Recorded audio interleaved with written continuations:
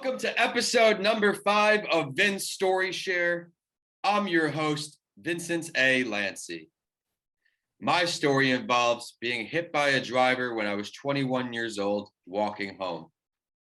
I came out of a coma and suffered a traumatic brain injury, but that altered my life a bit and my perspective on things, which led me to creating shows just like this, which is Vin's Story Share. And for today's guest and episode number 5, we have Tanisha. I met her as she reached out after seeing some of my mental health content, and then I learned all about her story, which is a very powerful one and shows you that resiliency is a thing and you could take yourself very far with the right mindset. She has overcome a lot, but she is still here and she's smiling now. So allow me to now bring her on. Tanisha Bankston, thank you for joining me. You're welcome. Thank you for having me, Vincent. It's a pleasure to see you again. Would you mind sharing part of your story to get us started? I'm Tanisha Bankston, and I'm a survivor of rape, incest, domestic violence, childhood sexual abuse, and trauma. And I've endured so much pain from the age of 5 until the age I am now, 32. But God has healed me and delivered me from my pain in my past. So that's my story, and I'm just here to help others and, help others peel their layer and remove their mask. Exactly. And you mentioned that you've been sharing your story a lot more before we went on and recording. You've been coming out of your comfort zone to really help others in their journey. Describe that first time you started sharing your story, Tanisha. The first time I started sharing my story, it was last year, July 3rd, 2020. I thought I would be nervous because, the brain tells you one thing and the feelings and emotions. But as I started speaking, it was just a sense of relief that just came off of me. Everything that I held in for all these years, 27 years of pain, like I said, from the age of 5 to 32. It was just a sense of release that came off me. I was like, Lord, I can do this. I can do this. But it didn't happen without God, though. I had to find God. And so when I started speaking, everything came off of me, and just people started like reaching out to me, and I got more comfortable. And the more I speak, and it just gets better every time you let it out and share your story. It's just, I did not know that I would be getting backlash from family, though. I didn't know that, but I seen that. But everybody said, baby, don't silence yourself. This is your story, your truth. And if they don't support you, then oh well. And so I don't worry about that. So I share my story every chance I get. And I pray my story helps the next person come out and speak up and open up about their story. And it has. People have been reaching out to me. Baby, you just don't know how powerful you are. You just don't know how your story has helped me. You just don't know. Because I've always felt weak. I want to say first, thank you for your openness, sharing your vulnerable moments, because you are right. You are helping a tremendous amount of people. That's something I picked up on in a different situation. When I started speaking, I realized that my story was bigger than just me. So I did it a second time and a third time, started feeling more comfortable, like you said, and then take a weight off your shoulders because you're doing good for other people. What is something that you really adopted, whether it be fitness or something to take your mind off things when you first started healing, preparing to start sharing your story? What is something that really helped you rebound mentally? Writing, journaling.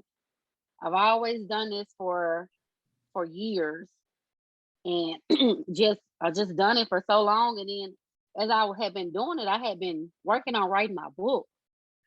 And my book has finally published. It published a few days ago. Oh, I'm excited. congratulations. I'm an author. Yes, my book. Here's Wow. my book. I got my first copy yesterday. The publisher sent it to me yesterday. Congratulations, So Tanisha. That's a big thank you. accomplishment. Thank you. And so that's what I do. I journal a lot. To this day, I still journal because I'm a dreamer and I write my dreams down every night. I thought it was a bad thing, but they said, no, baby. Some people are just dreamers, and I write my dreams down every night. And I have nightmares and flashbacks, of course. And so that's part of it. And I just write down. Well, that book is going to help just as many people in a different way. I've learned some people don't like to read, they like to listen. Some people don't like to listen, they like to watch. So here we are on YouTube making a special episode for episode 5. Tanisha, what is a piece of advice you can give everyone out there just to stay positive throughout their day? I see you're smiling right now. What's something you could share with everyone to keep them smiling through the challenging I time? would say through the challenging time, first of all, keep God first and everything and pray and write. And like you say, some people don't like to read. Just write and just, you know, meditate and just get out and take a walk and just even when you're feeling down, just because you have to change your mindset. You have to change your mindset because if not, you're just all the negative thoughts and everything and sitting in one place and you don't want that. So I mean, I'm saying that because I know from experience.